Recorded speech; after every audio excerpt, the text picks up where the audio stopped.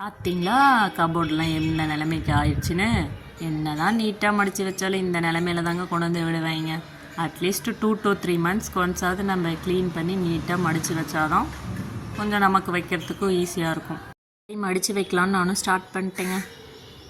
அப்புறம் எனக்கு தெரிஞ்ச ஒரு சில ஐடியாலாம் உங்களுக்கும் சொல்கிறேன். எப்போவும் ரெகுலர் ட்ரெஸ்ஸாக இருந்தாலும் சரி, இல்லை ஆஃபீஸ் ட்ரெஸ்ஸாக இருந்தாலும் சரி, இப்படி நம்ம அயர்ன் பண்ணுற மாதிரி மடித்து வச்சோன்னா போடையில் கொஞ்சம் போட்டுக்கிறதுக்கு நீட்டாக இருக்க மாதிரி இருக்கும். எப்படிங்க அவசரமாக மடிக்கல இப்படிலாம் மடிக்கிறதுன்னு கேட்காதீங்க.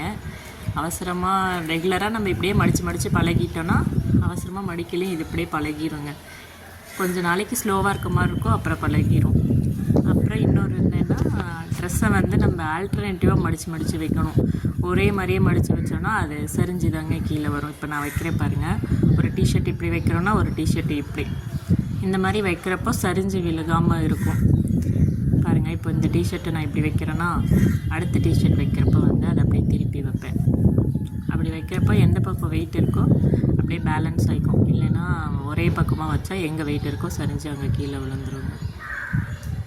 அப்புறம் நம்ம தானே ட்ரெஸ்ஸை கபோர்டில் வைக்கிறோம். வைக்கிற ட்ரெஸ்ஸை புதுசாக இப்போ 2 டிஷர்ட் போட்டிருக்காங்கன்னா அதை வைக்கிறத நம்ம என்ன பண்ணணும்னா அடியில் வச்சிடணும் எடுத்துகிட்டு. அவள் தான் அவங்க மேலேருந்து எடுத்து போடுவாங்க. எப்போயாவது தான் தேடி போடுவாங்க, இல்லைன்னா மேலே இருக்கிறத எடுத்து ஈஸியாக போட்டுக்குவாங்க. பண்ணோன்னா எல்லா ட்ரெஸ்ஸும் போடுற மாதிரி இருக்குங்க, இல்லைன்னா போட்ட ட்ரெஸ்ஸே திரும்ப போட்டுகிட்டே இருக்க மாதிரி இருக்கும். இந்த வீடியோ உங்களுக்கு யூஸ்ஃபுல்லாக இருக்கும்னு நினைக்கிறேன்.